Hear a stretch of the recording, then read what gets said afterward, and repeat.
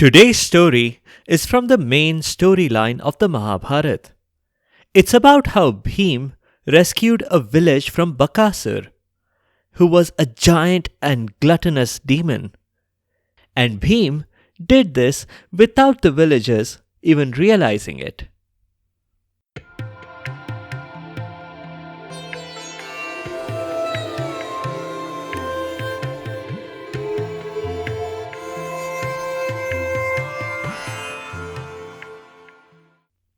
Welcome to Stories from India.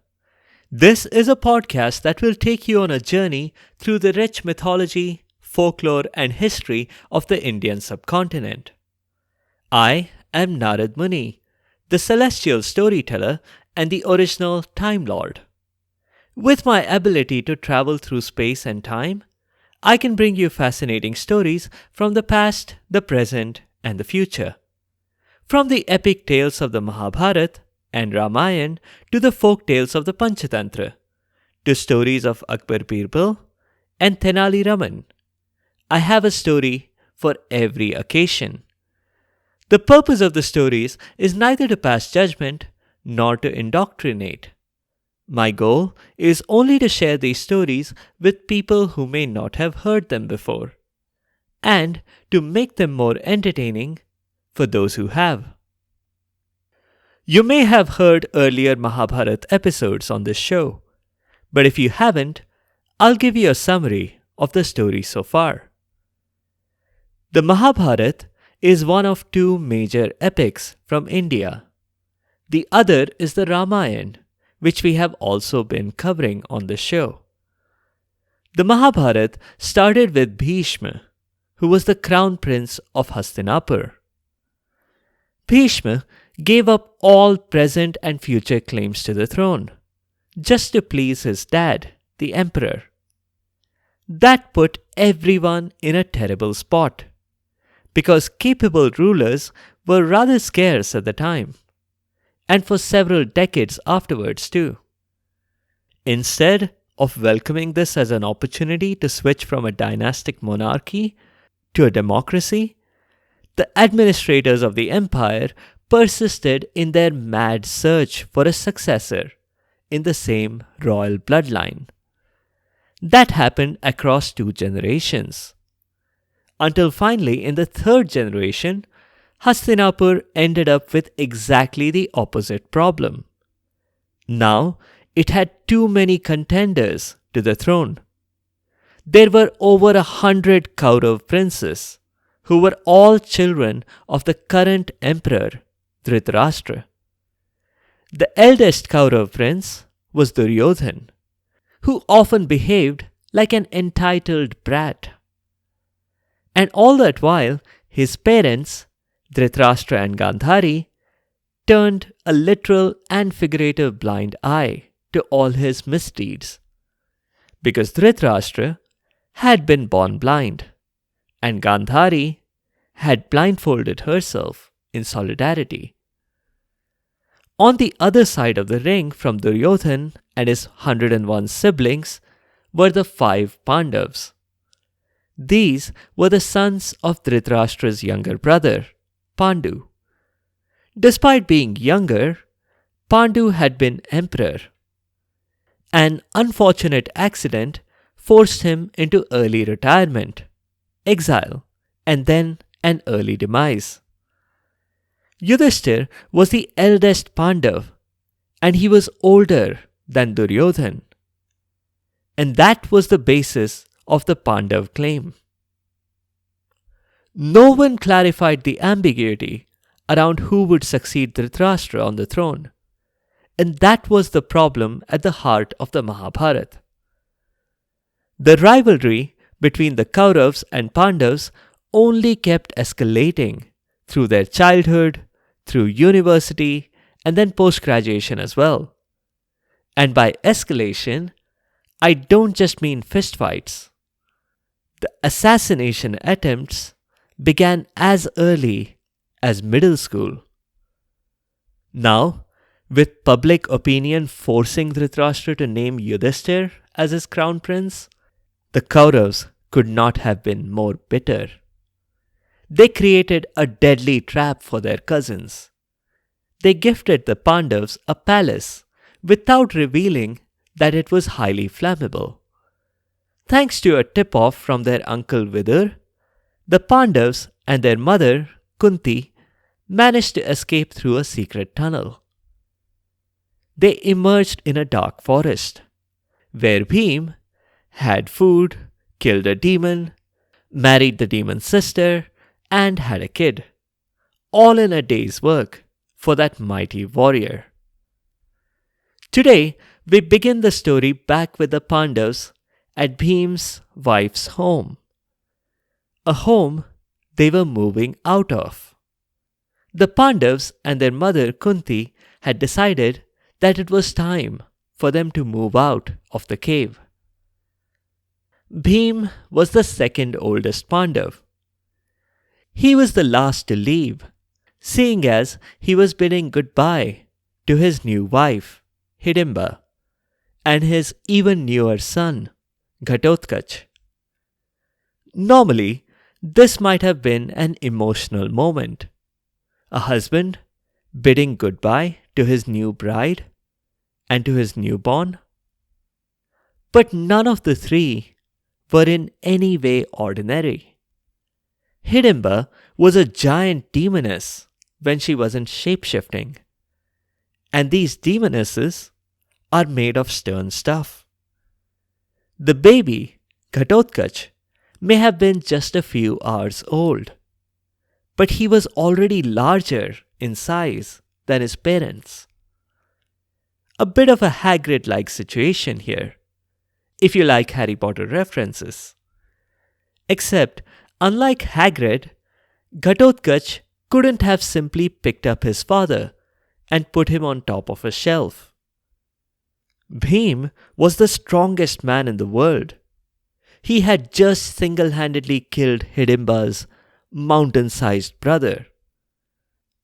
This mighty Pandav could probably have played an elephant by its trunk like a yo-yo. But he wouldn't do that to a poor little helpless elephant. Bhim was one of the good guys. All that to say, emotional goodbyes were not really their thing. That being said, their goodbyes were liberally peppered with references to their common love, food. So while Bhim said thanks for always putting up with him, Hidimba said she'd miss him a awful lot when he was gone. And Bhim said how she was his better half, and how Ghatotkach was the apple of his eye. There were probably a dozen more puns, but I won't bore you with all of them. Let's skip to the part where Hidimba picked up her hippo-sized baby boy. She slung him on her shoulder and took him inside to change his diaper. Nearby, the other Pandavas stood observing as Bhim finally tore himself away and walked towards them. Nakul elbowed Sahadev and said, "Boy, I'm glad to be out of that cave. One more night in there and Ghatotkach might have swallowed us." "Same," his twin replied. "I had a nightmare that he shut us in his Lego box by accident, and then no one found our remains for decades, until Ghatotkach had a child himself, and that kid opened the box to everyone's horror." Kunti glared at her youngest children, but she didn't actually criticize them. Truth be told, she was happy to be out of the cave too. This was one way to avoid a Sas-Bahu confrontation, especially when said Bahu, or daughter-in-law, was a giant demoness who had been brought up on human flesh. Whatever Ekta Kapoor might cook up in her series of TV series, this scenario was not going to feature in it. Bhim soon caught up with them and asked them where they were going to go. Yudhishthir wanted to go back to Hastinapur. They could explain that they had a lucky escape, and then Yudhishthir could get back the empire that he had been made crown prince of. He thought it might add quite a dramatic effect if they all showed up in court, just as their death certificates were being signed. If some of you listeners have read The Adventures of Tom Sawyer by Mark Twain, you may recall a similar situation with Tom and his friends showing up at their own funeral. The others, though, objected to Yudhishthir's idea. If they went back to Hastinapur too soon, some folks may not even realize that they were missing. No, for maximum effect, they had to wait patiently. Let's not rush things, Kunti agreed. Patience is a virtue. After all, Rome wasn't built in a day. Arjun, the third oldest Pandav, pointed out that Rome wasn't built at all. From what his time-traveling friend Narad had told him, it wasn't going to be built for a few more centuries. But he agreed with her in spirit, especially because he had a really great idea for where they should go next. The World Cup. He didn't get the reaction that he was expecting. There were only puzzled looks. What was this World Cup thing that Arjun spoke of? Arjun mumbled something about living under a rock, which wasn't technically far off given they had just been staying in a cave. Patiently, he explained that it was a tournament, and the cup in the name was actually a goblet. The goblet of fire? Nakul asked, excitedly. No, of course not, Arjun replied. Whatever gave Nakul such a ridiculous idea? The cup was a plain old metal one, but it was awarded to the best Gilli Danda players in the world. And very soon, a bunch of people from all over the country were going to play against a bunch of people from another country. These foreigners were sailing to Bengal from somewhere far away across the Indian Ocean. They were coming just to play this game. Nakul and Sahadev were disappointed that the tournament was the standard version of Gilli Danda and not the version that's played on horseback. And their disappointment is understandable. The twins were expert horsemen, seeing as their fathers were the Ashwins, twin gods who were expert horsemen themselves. Ashwin literally means horse possessor. Some depictions of the Ashwins even show them with the heads of horses. So you could say that affinity for horses ran in the family. And that's why Nakul and Sahadev now said that their preference was to do a farm stay. Bhim said that he preferred to do a culinary tour of the country. He had read in a Lonely Planet guidebook all the street food highlights that there were in the country. But being royals, they had never really got to experience it. But now they were free to sample all the local delicacies straight from the vendors who made it. Vada pav in Mumbai, the kachoris in Varanasi, and the rasgullas in Bengal. This situation may seem like a deadlock, given everyone wanted to do something else entirely. But not so. Kunti broke the tie, as usual. They would do all of the above, she said, surprising everyone. They would go back to Hastinapur after attending the Gilli Danda World Cup, which would come right after the farm stay. They would make sure to stop at every street food stall on the way. Kunti had a carnival in mind as well, but they would work that into their path somewhere. So the six of them set out. It was a long walk that seemed even longer because of the frequent stops that they made.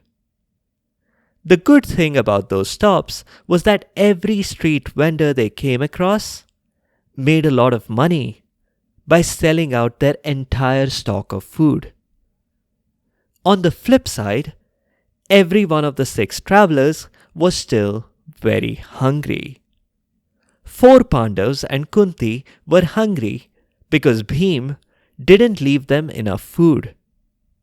Bhim was hungry because all the food combined from 11 Golgappa stalls, 6 Samosa stalls, and 9 Bhelpuri stalls was barely enough to fill him.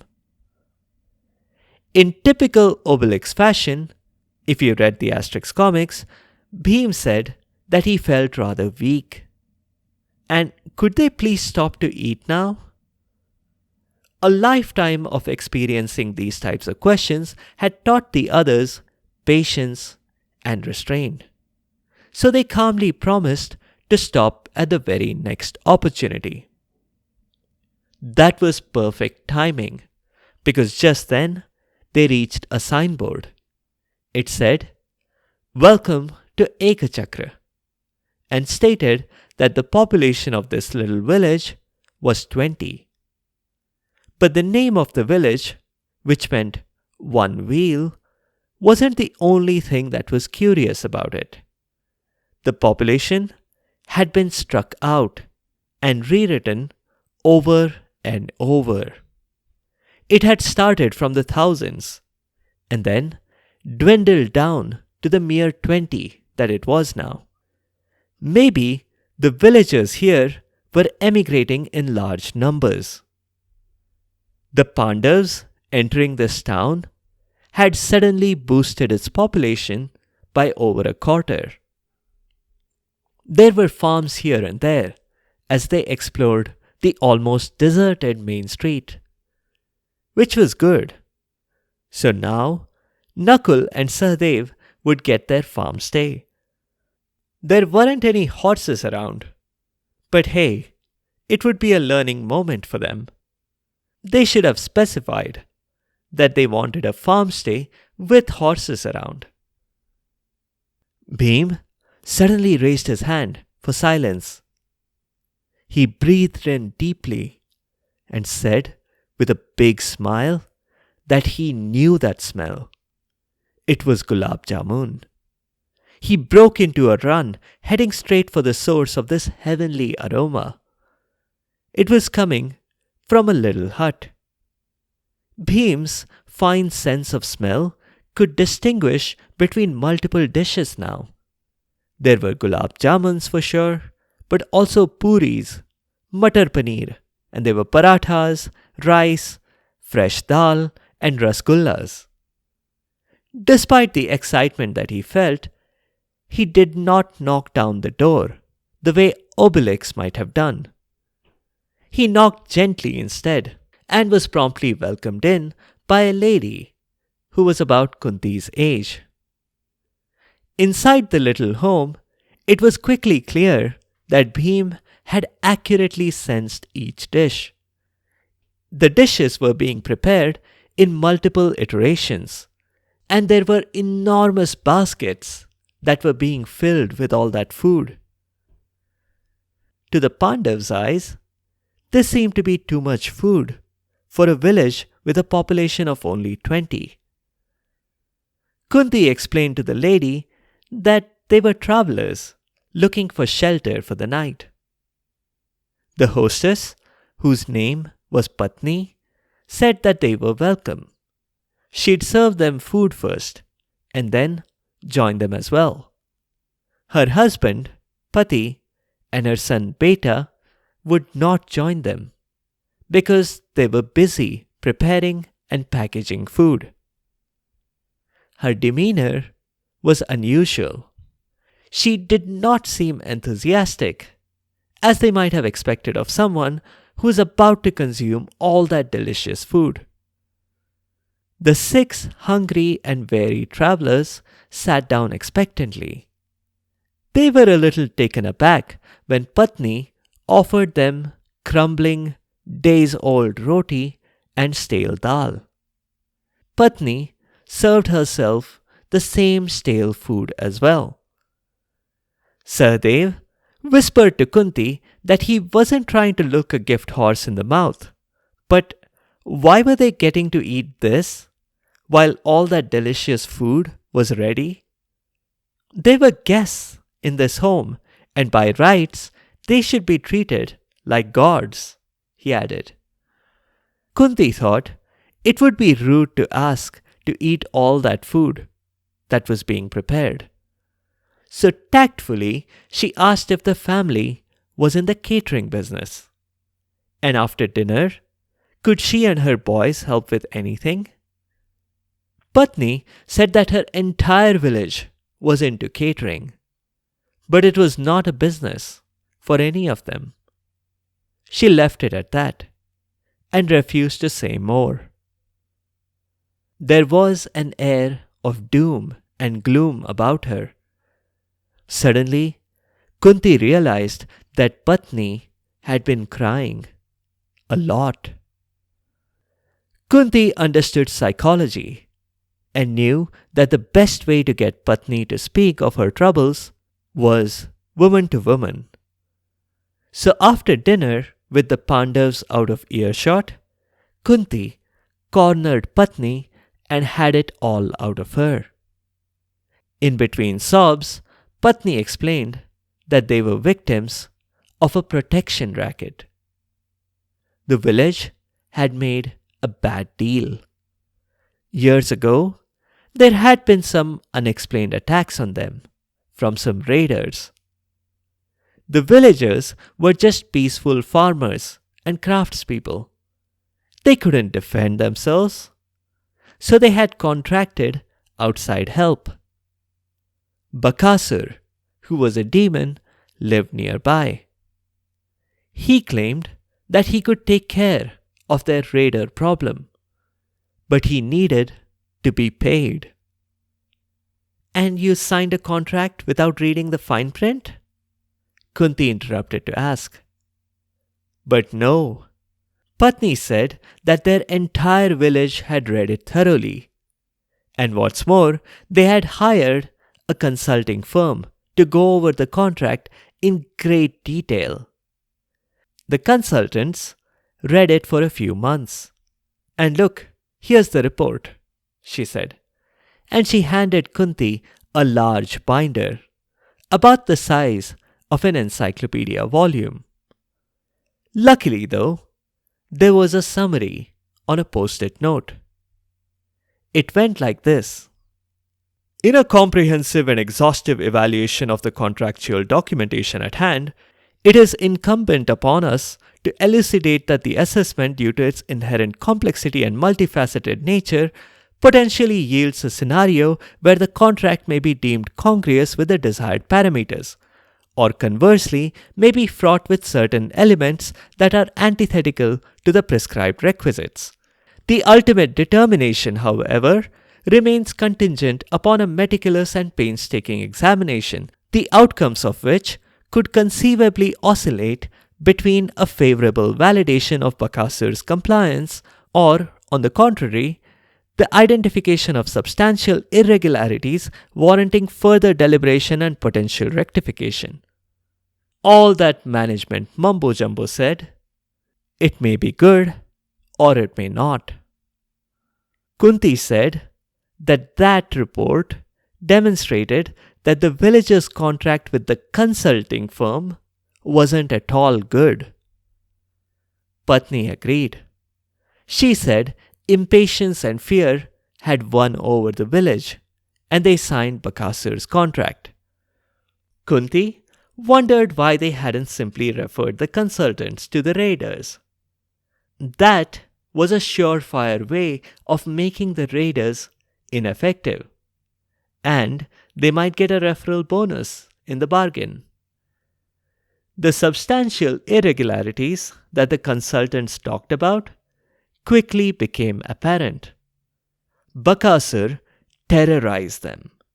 He ate people from the village liberally. His excuse was that it was just his payment for all the protection he was providing them.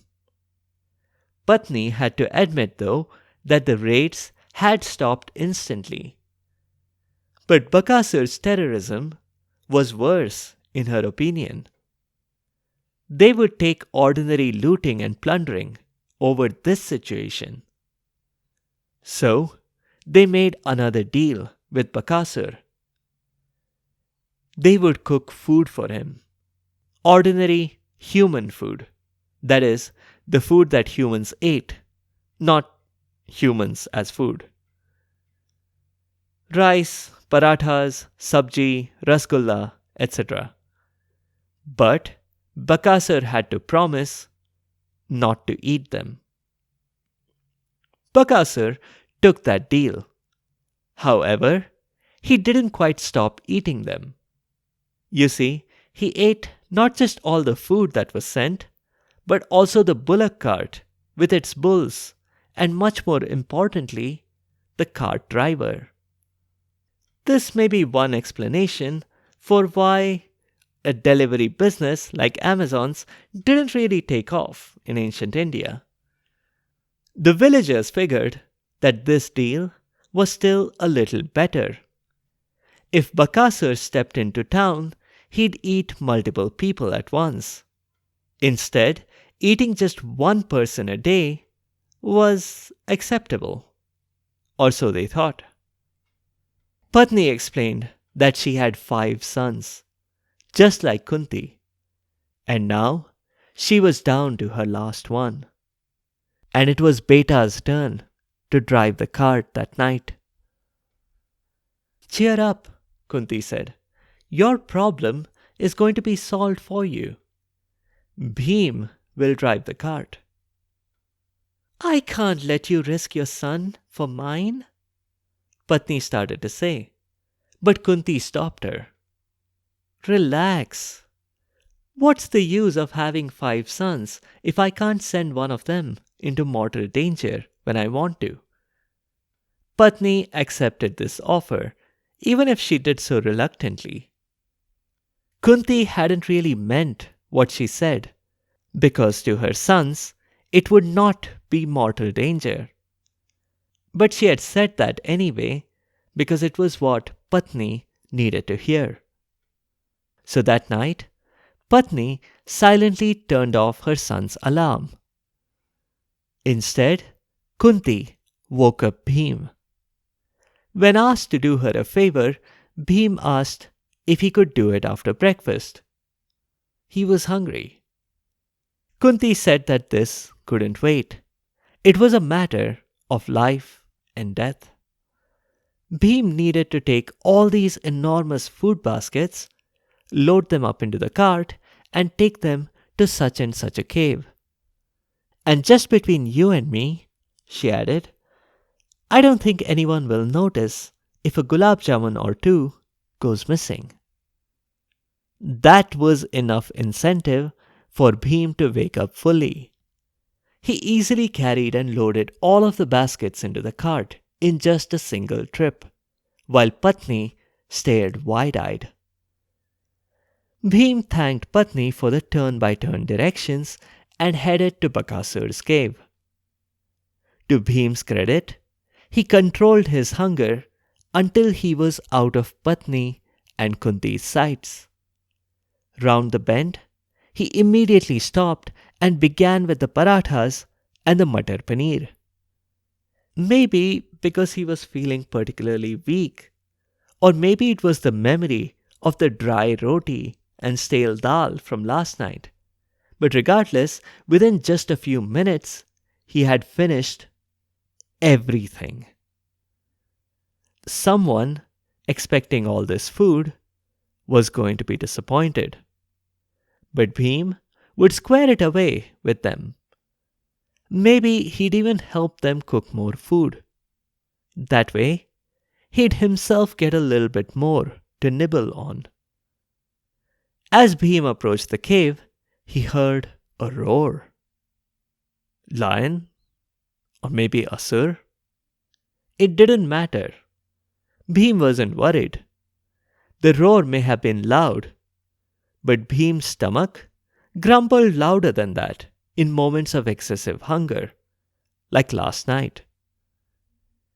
Inside the cave, Bakasur was getting very impatient, as you might expect from someone who did not have access to any tracking mechanism for their delivery. A villager should have delivered the food, the cart, and themselves by now. Where were they? He decided he would visit the village and eat a few people there. That would teach them to be prompt. But the doorbell rang just then. As he saw Bhim, he observed that this was a big cart driver. Good. At least Bakasur would be full this time. But first, he must eat the food.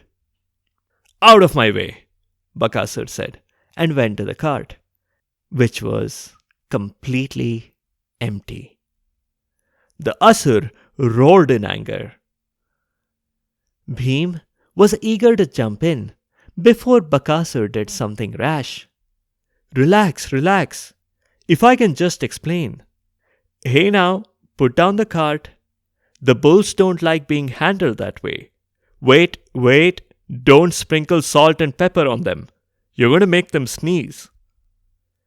But Bakasur didn't stop. It was only when he put on his bib and got out his large fork and knife that Bhim decided enough was enough. Mustn't eat cattle, he said, striking Bakasur across the face with each word. Bakasur was stunned. A lifetime of terrorizing people, and he hadn't encountered a single person who had dared to lift a finger against him. Surprise turned to anger. Anger turned to hate. And in his passion to crush this insignificant little bug, Bakasur turned on Bhim with fangs and claws bared. What followed should not surprise anyone. In Bakasur's defense, he couldn't have known that Bhim was the strongest person in the world. He couldn't have known that Bhim had the strength of Superman and the Incredible Hulk combined. And he couldn't have known that Bhim had lots of practice killing Asurs. And Bakasur didn't expect to end up as just another practice round for Bhim. If he had known all that, Bakasur would have retired to the Himalayas and led a life of peace and austerity. But now, Bakasur wondered nothing and thought nothing. Bhim piled the demon's remains onto the cart and drove it home. But first, he searched Bakasur's cave for a nibble. The spot of fighting had left him a little peckish. He didn't find much. There was a jar of jam cookies and a contract between Bakasur and some raiders. Apparently, Bakasur had hired them for looting and plundering villages. Well, he didn't know what that was about, but he decided to take the contract along with him, in case it was of interest to the villagers. It was still sort of dark when Bhim got back to the village gates. He dumped Bakasur's remains there and nailed the contract to the welcome signpost. This was clear evidence, he felt. Well, now that he looked at it again, it didn't seem as clear anymore. Maybe Bhim shouldn't have been eating those jam cookies with the same hand that held the contract. It didn't matter anyway. It was unlikely that the raiders would return. The contract had already expired. Besides, it was time for the Pandavas to move on. If they stayed, questions would be raised. Bakasura had promised to protect the villagers. With him gone, yes, the villagers would be able to keep their lives and their food. But what if the raiders came back? Bhim knew that it was not a real danger, since Bakasura had manufactured the raider crisis in the first place. But people would be anxious and unreasonable, and maybe feeling some form of Stockholm syndrome. A conversation with them may not go well. Bhim quietly woke up Kunti and the other Pandavas. They consulted their list. Farm stay? Check. Street food? Check. The World Cup was next. A match was going to take place tomorrow. She had heard from Patni that it was in a place called Eden Gardens. It wasn't all that far, but they would still have to walk fast if they wanted to reach in time to watch it. Especially because Bhim would want to stop at every food stall on the way. Apparently, the fight with Bakasura had only worked up his appetite. That's it for this time. A few notes. The Pandavas run into Bakasura's brother later on in the Mahabharata. But that's a story that happens during a future exile. As we'll see, the Pandavas did develop a bit of a knack for getting into sticky situations. The motive of a terrorized group offering a fixed amount of food daily is something that we have seen before in episode 4, where a group of animals offered one of their own daily to a lion. In that story, a rabbit tricks a lion, showing that brains can overcome brawn. But today's story demonstrates that brawn can also overcome brawn. If you have heard just the last 2 Mahabharata episodes, it may seem to you that Bhim is the hero of all these Pandav adventures. But that is not so. Arjun will get to show off his archery skills as well. But the overall theme of the epic is that there aren't really any heroes and villains in the Mahabharata. There are just a bunch of people who sometimes behave well and sometimes do not. As is the custom on the show, the names of some of the characters are based on the roles they play. The words Patni, Pati and Beta are Hindi words that mean wife, husband and son. Check out the links in the show notes and on the site sfipodcast.com to previous Mahabharata episodes. In the next episode, we'll talk about Urvashi and Pururavas. It's a love story between an Apsara and a king. Thank you all for the comments on social media and on Spotify's Q&A. I can't directly reply to the questions there, but I'll address them here on this show. Thank you for the feedback, Archit, Suman, Cool Bros, and Pokemon Master 101. Anivar, I love your dedication to this podcast and for having listened to all those episodes at a stretch. I always welcome your feedback and would love to know what I can do better. Naomi, thank you for the kind words. I'll try to get to the Radha episode soon. Darsh, we'll have Ramayana coming up soon. Others have asked for this as well. Mushroom, that is a very interesting perspective that you've raised.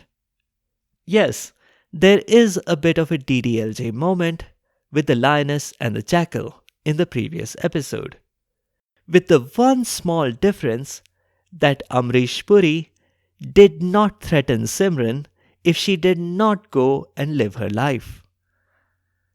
Suman Elena and Ankur, I've added to my list your requests for stories about Dhyan Chand, about ancient Indian science, and something from the future.